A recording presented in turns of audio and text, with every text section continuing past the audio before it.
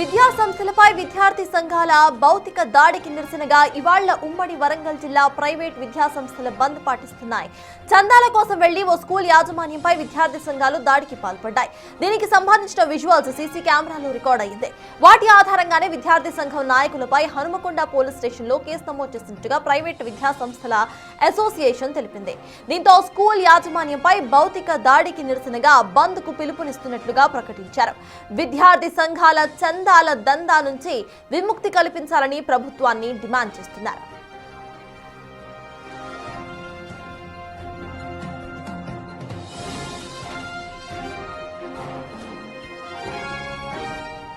ఇదే అంశంపై పూర్తి డీటెయిల్స్ మా ప్రతినిధి వేణు అందిస్తారు. వేణు, చెప్పండి, విజువల్స్ లో కనిపిస్తున్నాయి ఇక్కడ విద్యార్థి సంఘాలు డైరెక్ట్ గా కుర్చీను తీసుకొని వాళ్ళ మీద దాడికి ప్రయత్నించిన విజువల్ క్లియర్ గా సీసీ కెమెరాలో రికార్డ్ అయింది. దీనికి సంబంధించి ఎవరైతే అక్కడ కనిపిస్తున్నారో వాళ్ళ మీద కేసు నమోదైందా, పోలీసులు వాళ్ళని పట్టుకున్నారా, అసలు అప్డేట్స్ ఏంటి? నిన్న మధ్యాహ్నము డిసి స్మైల్ స్కూల్ లోపల జరిగినటువంటి ఘటనలో పీడీఎస్ సంబంధించినటువంటి విద్యార్థి సంఘ నాయకులు చందాల కోసం వెళ్లి ఆ స్కూల్ యాజమాన్యంపై దాడి చేయడంతో దానికి నిరసనగా ఈ రోజున ఉమ్మడి వరంగల్ జిల్లా వ్యాప్తంగా 200కు పైగా ప్రైవేట్ విద్యా సంస్థలు బంద్కు పిలుపునిస్తున్నాయి. ప్రస్తుతం విద్యా సంస్థలకు సంబంధించిన యాజమాన్యాలు అంతా కూడా హన్మకొండలో భారీ నిరసన ర్యాలీ ప్రస్తుతం మన విజువల్స్ లో చూడొచ్చు. విద్యా సంస్థలు గత కొన్నేళ్లుగా ఈ విధంగా విద్యార్థి సంఘాల పేరుతోనూ కుల సంఘాల పేరుతోనూ వేధింపులకు గురవుతున్న ఈ ఘటనతో తమపై జరిగేటువంటి దాడులను అరికట్టాలంటూ ఈ రోజున ప్రధాన డిమాండ్ తో రోడ్డెక్కినటువంటి సిచ్యువేషన్. ప్రస్తుతం ప్రైవేటు యాజమాన్యాలకు సంబంధించిన సంస్థలు కూడా అన్ని కూడా ఈ రోజున బంద్కు పిలుపునిచ్చిన పరిస్థితి. ఉమ్మడి వరంగల్ జిల్లా వ్యాప్తంగా కేజీ నుంచి పీజీ వరకు ఉన్నటువంటి విద్యా సంస్థలన్నీ కూడా మూతపడ్డ పరిస్థితి కనిపిస్తుంది. అసలు నాయకులు ఉన్నారు, యాజమాన్య నాయకులు ఏం చెప్తారు? అసలు ఏం జరిగింది నిన్న? అసలు ఎవరి తప్పు? విద్యార్థి సంఘ నాయకుల మీద చర్యలు తీసుకోవాలా? ఏం డిమాండ్ చేస్తారు? ముందుగా మీడియాకు నమస్కారం. నిన్న దురదృష్టకరం ఏమైందంటే మా ప్రైవేట్ విద్యా సంస్థ అయినటువంటి స్మైల్ డిజీ స్కూల్ కుమార్పల్లిలో ఉన్నటువంటి స్కూల్కు విద్యార్థి సంఘం పీడిఎస్ విద్యార్థి సంఘాలకు సంబంధించినటువంటి మహేష్ అన్న గుర్రం అజయ్ అండ్ మహేష్ వచ్చి చందా అడగడం జరిగింది. ఆ చందా అడిగిన క్రమంలో కొంత మొత్తం ఇస్తా అంటే అది చాలది అంటూ అక్కడ ఉన్న మహిళా స్టాఫ్ మీదకి రూఢిగా మాట్లాడడం జరిగింది. దాని విషయంలో కరెస్పాండెంట్ అక్కడికి వచ్చి ఏంటి మహిళల మీద ఇట్లా మాట్లాడుతున్నారని అనడం మూలంగా వారిపై స్కూలు కరెస్పాండెంట్ శ్రీనివాస్ వర్మ మీద చేయి చేసుకోవడం జరిగింది. ఇది ఈ ఒక్క స్కూల్ మీదనే కాకుండా వీళ్ళు అనేక స్కూళ్ళు కాలేజెస్ మీద కూడా పోయి దౌర్జన్యం చేస్తూ బ్లాక్మెయిల్ చేస్తూ వేలు లక్షల చందాలు వసూలు చేయడానికి బ్లాక్మెయిల్ చేస్తున్నారు.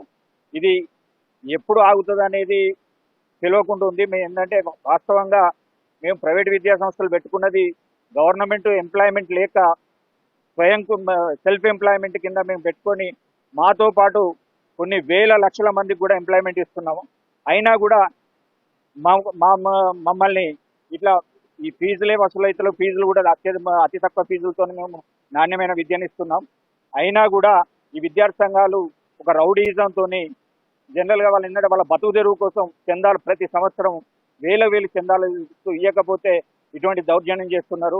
దీన్ని గవర్నమెంట్ దీని మీద దృష్టి సారించి మా మీద దాడులు జరగకుండా చూడాలనేది కలెక్టర్ గారిని కానీ సిపి గారిని కానీ సీఎం గారి దృష్టికి కూడా తీసుకుపోవాలనేది మేము మీ ద్వారా గవర్నమెంట్ కలెక్టర్ గారిని కోరుతున్నాం. మీరు చెప్పండి, ఇది నిజంగా ప్రతిసారి ఇట్లా విద్యార్థి సంఘాల నాయకులు వస్తారు చందాలకు. సో నిన్న అసలు ఎందుకు దాడికి వెళ్ళేందుకు ఎందుకు జరిగింది? ఏం చెప్తారు? ప్రభుత్వాన్ని ఏం కోరుతారు విద్యా సంస్థల తరఫు నుంచి? నమస్కారం, నా పేరు రాఘవేంద్రారెడ్డి, ట్రస్ట్ మాస్టర్ ట్రెజరర్. నిన్న వరంగల్లో జరిగిన సంఘటన చాలా బాధాకరమైన విషయం. విద్యార్థి నాయకుల కాదో తెలియదు, విద్యార్థుల కాదో, మొత్తం మీద బయటి వ్యక్తులు, విద్యార్థులను కూడా అనలేని పరిస్థితుల్లో ఉన్నాము. బయటి వ్యక్తులు మా స్కూళ్ళలోకి చొరబడి మమ్మల్ని కొట్టడం అనే విషయం మాత్రం చాలా భరించదగిన విషయం. ఈ విషయం లోపల మాకు రక్షణ కల్పించాల్సిన బాధ్యత ప్రభుత్వానికి. ఈ బయటి వ్యక్తులు వచ్చి దౌర్జన్యం చేయడం, కొట్టడం చాలా తీవ్రమైన విషయం. దీన్ని తగు చర్యలు తీసుకొని వాళ్ళ మీద వారికి తగిన శిక్షలు వేపించి మమ్మల్ని కాపాడాలని ప్రభుత్వాన్ని, ఇక్కడ ఉన్న సిపి గారిని, కలెక్టర్ గారిని అందరినీ వేడుకుంటున్నాము. నిన్న వచ్చిన విద్యార్థి సంఘ నాయకులు కూడా మాపై పూర్తి పురాణం అందుకున్నారు కాబట్టి నేను కొట్టాల్సి వచ్చినట్టు వర్షం వినిపిస్తున్నారు. నిజంగా అసలు ఏం జరిగింది? ఏం చెప్తారు? సార్ నా పేరు శ్రీనివాస్ వర్మ. దాడి జరిగింది నా పైనే సార్. నేను కరెస్పాండెంట్కి ఒక 15 ఇయర్స్ నుండి ఒక 25 మంది లేడీస్ టీచర్స్తోని ప్రశాంత వాతావరణంలో స్కూల్ నడుపుతున్నాను సార్. ఎవ్రీ టైము ఫేక్ విద్యార్థి సంఘాలు రావడం, మమ్మల్ని హింసించడం, అయినప్పటికీ ఎంతో మందికి ఇంత మందికి మేము చందాలు ఇస్తూ వస్తున్నాం. మేము ఎందుకు చందాలు ఇవ్వాలి సార్? ఒక కరెస్పాండెంట్ నెల గడిస్తే 4-5 లక్షల శాలరీస్ ఇవ్వాలి, 5-6 లక్షల ఈఎంఐలు కట్టాలి, మిస్లీనియస్ ఉంటాయి. ఇవన్నీ మేము చేస్తూ విద్యార్థి సంఘాలకు స్కూళ్ళకి ఏ సంబంధం సార్? నేను ఒక కరెస్పాండెంట్, నా దగ్గర ఉన్నటువంటి పేరెంట్స్ నాకు ఫీజు కడుతున్నారు, నేను పిల్లలకు చదువు చెప్తున్నాను, టీచర్లకు జీతాలు ఇస్తున్నాను. ఇప్పుడు విద్యార్థి సంఘాలు అనే వాళ్ళు స్కూళ్ళకి ఎలాంటి సంబంధం ఉన్నది? ఇప్పుడు వాళ్ళ పేరెంట్స్కి ఏమన్నా అమ్మ ఒడి ఇప్పిస్తున్నారా, లేకపోతే పిల్లలకి ఏమన్నా ఫీ రియంబర్స్మెంట్ ఇప్పిస్తున్నారా? మా పిల్లలతోని వాళ్ళకి ఏ సంబంధం ఉందని ఇలాంటి విద్యార్థి సంఘాలన్నీ దాడికి దిగుతున్నాయి. నిన్న మా టీచర్ విషయంలో జరిగిన సంఘటన ఏంటంటే, ఆ టీచర్ 25 నిమిషాలు ఆ మేడం పైన దుర్భాషలు ఆడుతూ టేబుల్ మీద ఫోటోలు తీస్తూ, ఆ మేడం 15 సంవత్సరాలుగా నాకు సర్వీస్ అందించింది సార్. ఒక 25 మంది టీచర్లు ఇక్కడ మీరు చూస్తే మా ప్రైవేట్ విద్యా సంస్థలలో 90% లేడీ టీచర్సే పనిచేస్తున్నారు సార్. వాళ్ళు ప్రశాంతమైన వాతావరణం కల్పించే బాధ్యత కరెస్పాండెంట్గా నా మీద ఉంటుంది. ఆమె ఏడుస్తూ అరుస్తూ ఉంటే నేను వెళ్ళి 500 తీసుకొని వెళ్ళండి బ్రదర్, నాకు నా కష్టాలు ఉన్నాయి, దయచేసి మీరు వెళ్ళండి అంటే, ఆ కింద ఉన్నటువంటి ఒక వ్యక్తి లేచి నా మీద చేరలేపారు. లేపి నువ్వెవడిరా ప్రిన్సిపల్తో మేము మాట్లాడుతున్నావు అంటే, నేనే ప్రిన్సిపల్ అంటే, నువ్వేంటో ప్రిన్సిపల్ లంజోడుకు అన్నాడు. అంటే నువ్వు లంజోడుకుని నువ్వు బయటికి వెళ్ళాలని నేను దుర్భాషలు మేము ఆడలేదు సార్. కరెస్పాండెంట్స్గా కొన్ని సంవత్సరాలుగా ఒక ఐడియల్గా పేరెంట్స్ విషయంలో కానీ, విద్యార్థుల విషయంలో కానీ, టీచర్స్ విషయంలో కానీ ఒక బాధ్యతాయుతంగా వ్యవహరించే మేము సార్ ఒక స్కూల్ లీడర్స్గా వ్యవహరిస్తున్నాం. కానీ ఈ ఫేక్ విద్యార్థి సంఘాల పేరుతో వచ్చేటువంటి గుండాలను మేము భరించలేకపోతున్నాం సార్. ఇక్కడ ప్రతి కరెస్పాండెంట్ బాధ్యుడే సార్. నిన్న నా మీద దాడి జరిగిన తర్వాత ప్రతి కరెస్పాండెంట్ వచ్చి నా మీద ఇన్నిసార్లు దాడి చేశారు. నా దగ్గర ఎవిడెన్స్ లేదు. నా మీద నాకు ఇన్ని చిట్టీలు ఇచ్చారు సార్. వాళ్ళు విద్యార్థి సంఘాలు ఎలా వాళ్ళు ప్రాక్టీస్ చేస్తున్నారు, ఎలా వాళ్ళు చందాలు వసూలు చేస్తున్నారు అనేటువంటిది. ఇప్పుడు మేము ఒక కరెస్పాండెంట్గా గవర్నమెంట్ నుండి పర్మిషన్ తెచ్చుకొని స్కూల్ నడుపుతున్నాం సార్. మాకెవరు అథెంటిక్ అంటే డిఈఓ గారు, ఎంఈఓ గారు, ఆర్జేడీ గారు వాళ్ళు చెప్పిన ప్రతి విషయాన్ని మా సస్మా నాయకులు మాకు 2 నిమిషాలు పోస్ట్ పెట్టేసి 2 గంటలలో మేము వాళ్ళకి కావాల్సిన ప్రతి ఇన్ఫర్మేషన్ ఇస్తున్నాం సార్. 2 గంటలలో మేము ప్రభుత్వ అధికారులకు ఏది అడుగుతా ఇస్తున్నాం. వాళ్ళు స్కూళ్ళకు రావడం ఏంటిది? అసలు ప్రైవేట్ స్కూళ్ళకు విద్యార్థి సంఘాలు రాకూడదు సార్. దండం పెట్టి చెప్తున్నాం. ఏది ఫేక్ విద్యార్థి సంఘమో, ఏది మంచి విద్యార్థి సంఘమో తెలియట్లేదు. మేము మంచి విద్యార్థి సంఘాలు కొన్ని చేసినాం. మేము వాళ్ళతో వాదించలేక, మా కరెస్పాండెంట్కి ఉన్నటువంటి టైం ఫెసిలిటీ లేక, సరే ఎంతో కొంత ఇచ్చి పంపించమని చెప్పి వాళ్ళకి సహకరిస్తున్నాం. కానీ వాళ్ళు 500 ఇస్తే నువ్వు ఏం స్కూల్ నడుపుతావురా, మూసేయి నువ్వు, అలాంటి చీప్ మాటలు మాట్లాడుతూ ఒక నాయకుడు అనేవాడు స్కూల్ నడుపుతాడు సార్.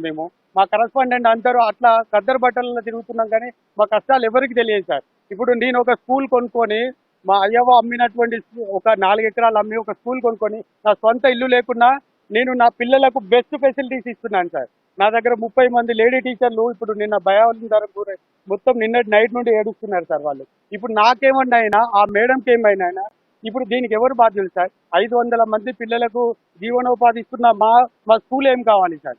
మా పేరెంట్స్ మాకు మంచిగా ఉన్నా కూడా విద్యార్థి సంఘాలు వచ్చి ఎవరికి కడుపు నొప్పి వేసినా కూడా మా పేరెంట్స్ మాకు శత్రుత్వం చేస్తున్నాం. మేము కలిసి కుటుంబం లాగా ఉంటాం. మేము ఒక కరెస్పాండెంట్ అంటే వేరు కాదు, మా పేరెంట్స్ వేరు కాదు, మా పిల్లలు వేరు కాదు. నేను ఒక 28 మంది పిల్లల నుండి ఇప్పుడు 520 మంది పిల్లలు నా దగ్గర చదువుతున్నారు సార్. 15 సంవత్సరాలు ఒక బెస్ట్ టీచర్ అవార్డు తెచ్చుకున్నా నేను. నా టీచర్లలో బెస్ట్ టీచర్ అవార్డ్స్ ఉన్నాయి. సో ఇలాంటి ప్రశాంతమైన వాతావరణాన్ని ఇలాంటి ఫేక్ విద్యార్థి సంఘాలు వచ్చి మమ్మల్ని మనశ్శాంతి లేకుండా, డబ్బులు పోతున్నాయి, మనశ్శాంతి లేదు. ప్రతి ఒక్క కరెస్పాండెంట్ బీపీ, షుగర్లు ఇవన్నీ మాకు తట్టుకోలేని బాధలు ఉన్నాయి సార్. ఇవి నిజాయితీగా నిన్న పిటిషన్ ఇచ్చారు కదా స్టేషన్ లోపల, వాళ్ళని కేసు నమోదు చేశారు. ఏమన్నారు పోలీసులు? ఏం కోరుకున్నారు? ఏం కావాలి మీకు న్యాయం? మాకు న్యాయం ఏంటిదంటే సార్, విద్యార్థి సంఘాలకు స్కూళ్లకు పర్మిషన్ లేదు సార్. మా పేరెంట్స్ మాత్రమే రావాలి, మా పిల్లలు మాత్రమే రావాలి, మా టీచర్లు మాత్రమే రావాలి. విద్యార్థి సంఘాలు ఎవ్వరు మా స్కూళ్ళకు రాకూడదు సార్. వాళ్ళు వస్తే ఇక వాళ్ళకే స్కూల్ అప్ప చెప్తాం మేము. మాకు సిపి గారు ధన్యవాదాలు తెలియజేస్తున్నాం. సిపి నిన్న రాకపోతే నా ప్రాణం పోయేది, అక్కడ ఆ మేడం ప్రాణం పోయేది. ఎందుకంటే నాకు ఇక్కడ ఈ బొక్క అంతా ఇప్పుడు నిన్నటి నుండి నంబింగ్ అయిపోయి నేను మాట్లాడలేని పరిస్థితి ఉంది. నిన్నటి నుండి ఇప్పటి వరకు ఏ విధమైన ఆహారం తినలేకపోతున్నాను నేను. వాళ్లకు ఆ విద్యార్థి సంఘంలో ఒక్క విద్యార్థి ఇప్పుడు ఆయన డిగ్రీ చదువుతున్నాడా, పీజీ చదువుతున్నాడా తీయమనండి సార్. మాకు పర్మిషన్ గవర్నమెంట్ ఇచ్చింది. మాకు బాసులు ఎంఈఓ గారు, డిఈఓ గారు మా సంఘాల ద్వారా మాకు ప్రతి పని చేపిస్తున్నారు సార్. కానీ విద్యార్థి సంఘాలు మా స్కూళ్ళకి ఇప్పటి నుండి వస్తే దయచేసి వాళ్ళకి అప్పచెప్పి లాక్ చేసి మేము వెళ్ళిపోతాం సార్. మేము స్కూళ్ళు నడపలేము ఆ ఫేక్ విద్యార్థి సంఘాలతో. ఎందుకంటే ఇప్పుడు నా ప్రాణం పోతే నా కింద ఆధారపడినటువంటి ఒక 1500 కుటుంబాలు ఏం కావాలి సార్? నేను కష్టపడి ఒక డిఎస్సి కొట్టి ఆ డిఎస్సి రాకపోతే 74 మార్క్స్ తోని ఒక స్కూల్ పెట్టుకొని 20 మంది నుండి 520 మందిని చేస్తున్నాను. ఇప్పుడు నా పరిస్థితి ఏంది సార్? నాకు ఇద్దరు చిన్న పిల్లలు. వాళ్ళు అసలు విద్యార్థి సంఘాల పేరుతో ఎందుకు రావాలి? కుల సంఘాల పేరుతో, విద్యాలయ సంఘాల పేరుతో నేనట వాళ్ళను కుల సంఘాల పేరుతో తిట్టినట్టు సార్. నాకు వాళ్ళ పేరే తెలియదు. మేడం మీరు ఎంతో కొంత ఇచ్చి వాళ్ళని పంపించండి అని చెప్పాను నేను. నాకు వాళ్ళకు అసలు వాళ్ళ ఏ కులమో కూడా తెలియదు. నేను వాళ్ళని ఎలా దూషిస్తా సార్? సో మా కరస్పాండెంట్స్ కు రక్షణ కావాలి. మా కరస్పాండెంట్స్ కింద ఉన్నటువంటి ప్రతి మహిళకు రక్షణ కావాలి. మా కరస్పాండెంట్ లీడర్ అని మమ్మల్ని నమ్మి వచ్చిన ప్రతి మహిళకు ఒక ప్రొటెక్షన్ కావాలి. నిన్న ఆ మహిళ చనిపోయి ఉంటే 15 సంవత్సరాలు నన్ను నమ్ముకొని బతుకుతున్న ఆ కుటుంబం ఏం కావాలి సార్? నా దగ్గర నర్సరీ టు 10th క్లాస్ పిల్లలు చదివారు. ఆ మేడం నన్ను 15 సంవత్సరాలుగా నా కుటుంబాన్ని, నా ఫ్యామిలీని పోషిస్తున్నారు. సో మేము ఫీజులు వసూలు చేయడం కంటే ఈ విద్యార్థి సంఘాలను మెయింటైన్ చేయడం అనేటువంటిది మాకు హెడేక్గా మారుతుంది. దయచేసి నిన్న వాళ్ళు కొట్టిన కొట్టుడుకు ఒకవేళ వీక్ కరస్పాండెంట్ అయితే కోమాలకు వెళ్ళేవాడు సార్. దయచేసి నేను మా టీచర్ని రక్షించడంలో నేను కూడా ముందున్నా సార్. మేము ప్రాణాలైన ఇస్తాం మా టీచర్లను కాపాడుకోవడానికి, మా పిల్లలను కాపాడుకోవడానికి. మా పిల్లలను ముందుకు తీసుకెళ్తే ఒక విద్యార్థి నాయకుడు కూడా ఉండడు. కానీ మేము ఒక నాయకత్వం ఉన్నటువంటి ఒక కరస్పాండెంట్గా బిహేవ్ చేస్తున్నాం. వాళ్ళకు కూడా ఇప్పుడు నేర్పిస్తున్నాం. మేము ఒక ఐడియల్ పర్సన్స్ సమాజంలో మేము ఉన్నటువంటి కరస్పాండెంట్స్ యొక్క కష్టాలను ఇంతవరకు టీచర్ల సమస్యల కోసం ఎక్కినాం, పిల్లల సమస్యల కోసం. ఇప్పుడు మా సమస్యల కోసం ఎక్కాల్సి వస్తుందని మా టీచర్లు అందరూ ఏడుస్తుంటే ఈరోజు నాకు అనిపించింది సార్, నా ప్రాణం పోయినా పర్వాలేదు, ఈ టీచర్లు అందరికీ ఒక జీవో రావాలి. దయచేసి సిపి గారు మాకు ఇచ్చినటువంటి వాగ్దానం నిలబెట్టుకోవాలి. మా విద్యా సంఘాలలో విద్యార్థి ఎవరైనా వచ్చిండు అంటే ఆ ఆఫీస్ను వదిలేస్తాం, వాళ్ళని అందులోనే వేస్తాం, లాక్ చేస్తాం, మేము బయటకు వచ్చేస్తాం, మీకు వేడుకుంటాం. ఇంకా మీదట ఏ విద్యార్థి సంఘాలు రాకూడదు. ఓన్లీ కేవలం టీచర్లే, పిల్లలే, మా పేరెంట్సే మా దేవుళ్ళు సార్. మేము వాళ్ళకు మాత్రమే బాధ్యులం. డిఓ గారికి, ఎంఈఓ గారికి, గవర్నమెంట్కు బాధ్యులం. కానీ మిగతా వాళ్ళకి ఎవ్వరికీ కాదు సార్. మేము అది మీ తరఫున మేము ప్రతి ఒక్క కరస్పాండెంట్ బాధ సార్ ఇది. దయచేసి ఇవన్నీ జరగాలని మనస్ఫూర్తిగా కోరుకుంటున్నా సార్. ఇది నాతోనే ఈ దాడులు ఆగాలి. దయచేసి నాకేమన్నా ఒకవేళ అయి ఉంటే తప్పనిసరి ఈ కరస్పాండెంట్ అందరికీ న్యాయం చేయాలనేటువంటిది నా విజ్ఞప్తి. ఇది చూసాం కదా, పూర్తిగా ప్రైవేట్ విద్యా సంస్థలకు చెందినటువంటి కరస్పాండెంట్స్, యాజమాన్యాలు, సిబ్బంది అంతా కూడా ఈ రోజున రోడ్డు ఎక్కిన పరిస్థితి. మొట్టమొదటిసారిగా తమపై జరుగుతున్న జారీకి నిరసనగా ఉమ్మడి వరంగల్ జిల్లా వ్యాప్తంగా విద్యా సంస్థలను బంద్ పిలుపునిచ్చి ఈ రోజున నిరసన ర్యాలీకి సిద్ధమయ్యారు. విద్యార్థి సంఘాల ముసుగు లోపల కొంతమంది గూండాలు తమ యాజమాన్యాలపై దాడులకు పాల్పడుతున్నాయి. ఇక్కడితో ఈ ఘటనలు ఆగాలి, తమకు రక్షణ కావాలంటూ ప్రధాన డిమాండ్ తో కూడా రోడ్డెక్కి నిరసన చేస్తున్నటువంటి సిచ్యువేషన్ కనిపిస్తోంది. ఓవర్ టు మనకి ఇటు విద్యా సంస్థల వాళ్ళంతా కూడా రోడ్డు మీద ఎక్కి బంద్కు పిలుపునిచ్చారు. ఇటు విద్యార్థి సంఘాలు అంటూ కూడా వాళ్ళ దగ్గరకు వచ్చి డబ్బులు డిమాండ్ చేస్తున్న వాళ్ళు డబ్బులు మాత్రమే డిమాండ్ చేయట్లేదు, చేతులు కూడా ఎత్తుతున్నారు అంటూ కూడా వాళ్ళు ఇటు చెప్తున్నారు. అయితే ప్రజెంట్ దానికి సంబంధించిన విజువల్ని సైతం మనం చూస్తున్నాము. అండ్ ఏ రకంగా అక్కడ గాయాలయ్యాయో ఆ విజువల్ని సైతం మనం చూస్తున్నాము.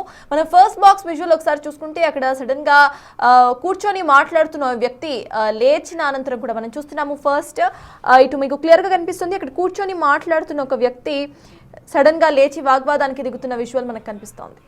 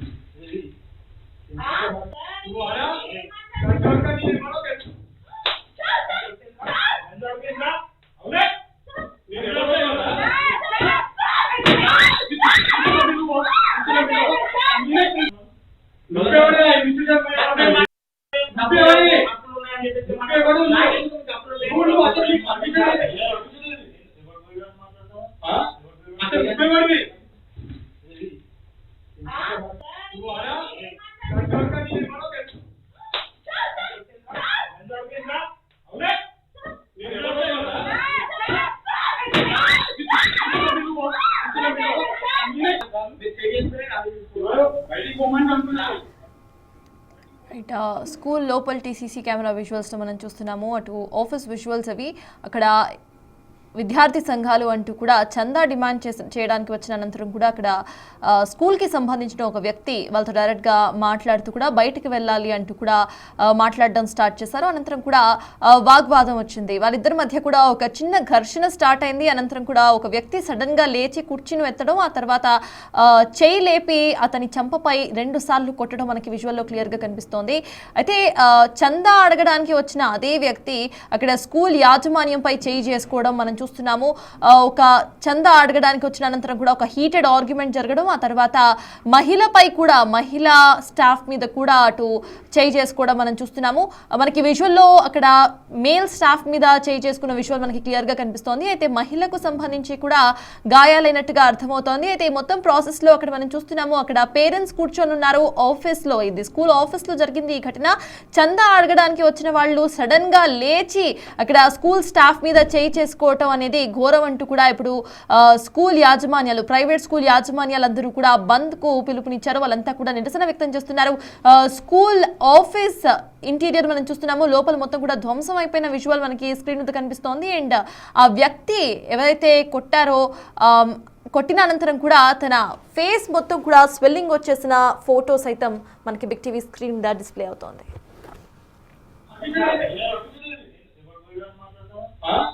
అసలు